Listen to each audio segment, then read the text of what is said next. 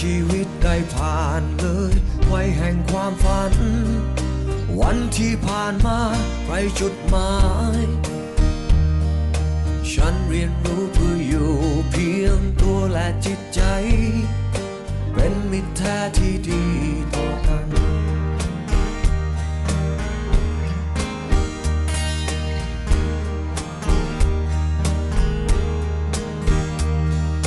เหมือนชีวิตพันผ่านคืนวันอันเปลี่ยวเหงาตัวเป็นของเราใจของใคร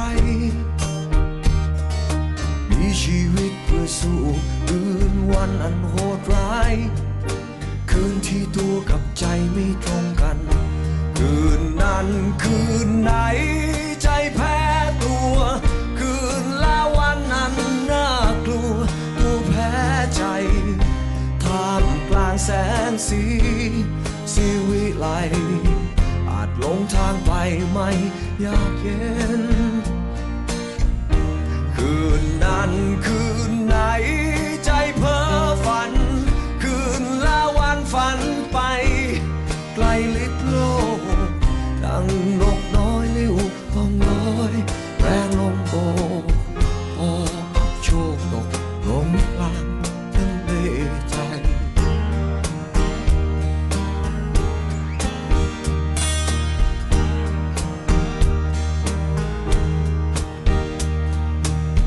ชีวิตดิ้นรนค้นหาแต่จุดหมายแต่ใจในร่างกายกลับไม่เจอทุกที่เกิดซ้ำเพราะใจนำพาเพ้อหาหัวใจให้เจอก็เป็นโศก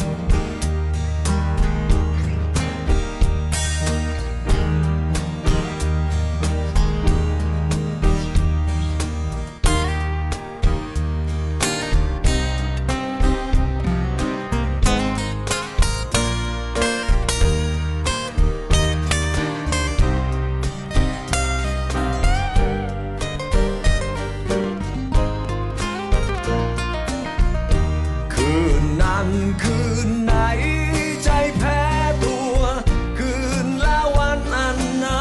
กลัวตัวแพ้ใจภาพกลางแสงสี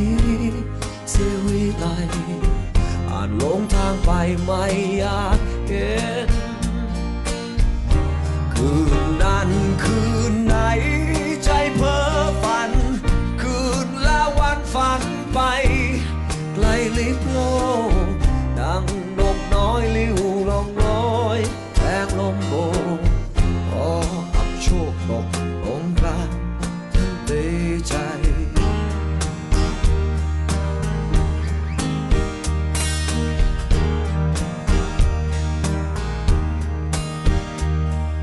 แม้ชีวิตได้ผ่านเลยวัยแห่งความฝันวันที่ผ่านมาไร้จุดหมายฉันเรียนรู้ผู้อยู่เพียงตัวและจิตใจเป็นมิตรแท้ที่ดีต่อกันฉันเรียนรู้ผู้อยู่เพียงตัวและจิตใจเป็นมิตรแท้ที่ดีตลอดทาง